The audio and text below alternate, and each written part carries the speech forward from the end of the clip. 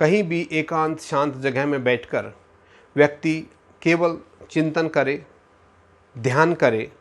सबसे पहले तो अपने श्वास पर मन को केंद्रित करे, फिर अपने शरीर पर केंद्रित करे और फिर एक एक प्रत्येक अंग पर निरीक्षण करे और स्वयं से पूछे, मैं क्या हूँ, मैं कौन हूँ, मैं कैसा हूँ। कोशी कथमोसी कश्यासी को नामासी, मेरा क्या नाम है, मेरा उद्देश्य क्या है जीवन के अंदर, मैं क्या लेकर आया।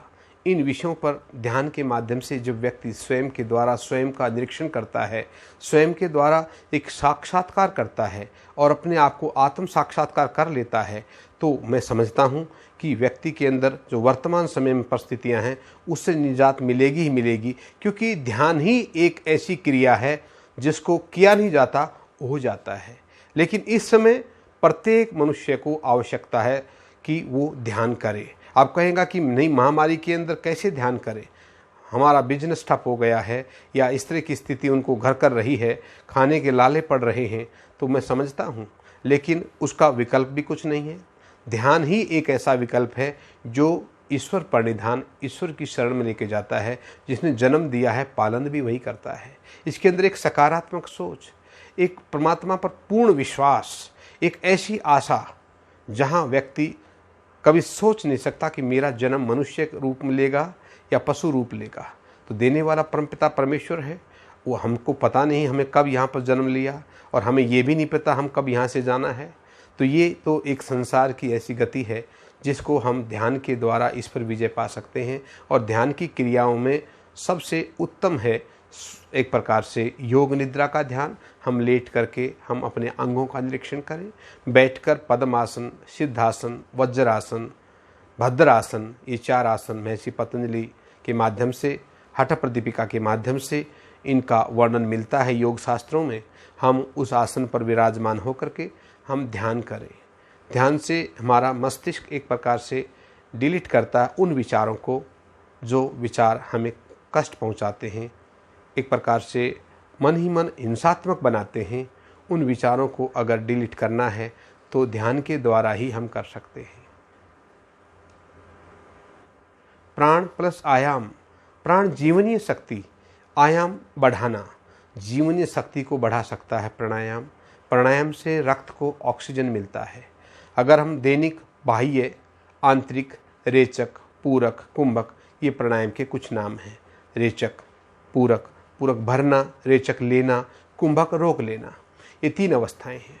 धीरे धीरे मन को अपने श्वास पर लगाते हुए धीरे धीरे श्वास को बाहर छोड़िए, बाह्य कुंभक।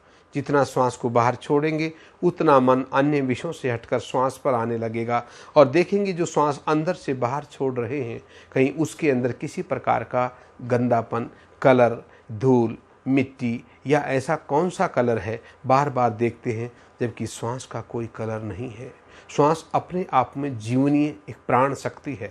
उसको उन क्रियाओं के द्वारा हम बढ़ाते जाएं तो शरीर में ऑक्सीजन की कमी नहीं होगी, रक्त में ऑक्सीजन की कमी नहीं होगी। इस प्रकार से जैसे वर्तमान समय में हम अनुलोम विलोम प्राणायाम करते हैं, तो अपनी बाईं नॉस्ट्रिल से धीरे धीरे गहरा श्वास लेके जाएं, रोकें यथाशक्ति और दाहिनी नॉस्ट्रिल से धीरे धीरे श्वास को बाहर निकाल दें। उसी प्रकार दाहिनी नॉस्ट्रिल से गहरा श्वास लें, रोकें और फिर बाएं नॉस्ट्रिल से धीरे धीरे उस श्वास को बाहर निकाल दें। एक प्रकार से 10, 20, 15, 30 अपना जितना समय है धीरे धीरे आप अनुलोम विलोम प्राणायाम के द्वारा अपने आप को, मन को केंद्रित कर सकते हैं। अपने शरीर के अंदर रोग प्रतिरोधक क्षमता को बढ़ा सकते हैं। उसके साथ लगता है आपके नासिका द्वार बंद हैं तो नॉस्ट्रिल को खोलने के लिए आप कपाल भाती एक शुद्धि क्रिया कहलाती है योग शास्त्र में। जल नेति, सूत्र नेति, धोती, बस्ती, षड शुद्धि क्रियाओं में एक प्रकार से कपाल भाती भी शुद्धि क्रिया है। तो इसके द्वारा हम दोनों नासिका द्वार से श्वासों को बाहर छोड़ें। श्वास बाहर पीठ अंदर, श्वास बाहर पीठ अंदर। जिस प्रकार से जितना श्वासों को बाहर निकालेंगे उतना टॉक्सिन्स निकलेगा और उतना कफ एक प्रकार से जो अंदर सूख रहा है या कफ बन रहा है, कब्ज हो रहा है, कॉन्स्टिपेशन है, उसको भी कपालभाति बहुत दूर करता है। लेकिन ये क्रियाएं एक प्रकार से आपको स्वयं करनी ही होंगी। दूसरे की सुनी हुई, दूसरे की बताई गई चीज़ों पर निर्भर नहीं है। योग एक प्रैक्टिकल विषय है, प्रायोगिक विषय है। जब तक हम अपने लिए समय नहीं निकालेंगे तब तक, और वर्तमान समय में ये एक ऐसा समय है, अपने लिए ही इसको प्रयोग करना चाहिए। इससे आपको आत्मशक्ति मिलेगी, आत्मबल मिलेगा और खुद का साक्षात्कार कर पाएंगे।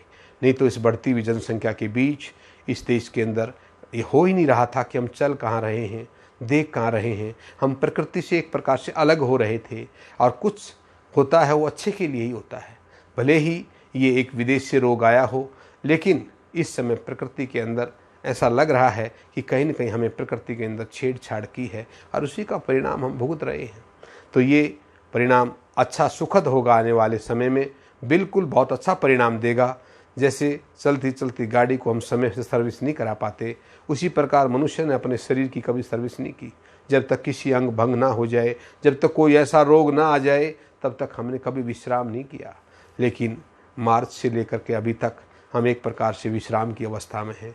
घर पर रह करके हम अपना योग अभ्यास करते हुए अपने मन पर, इंद्रियों पर विजय पाएँ।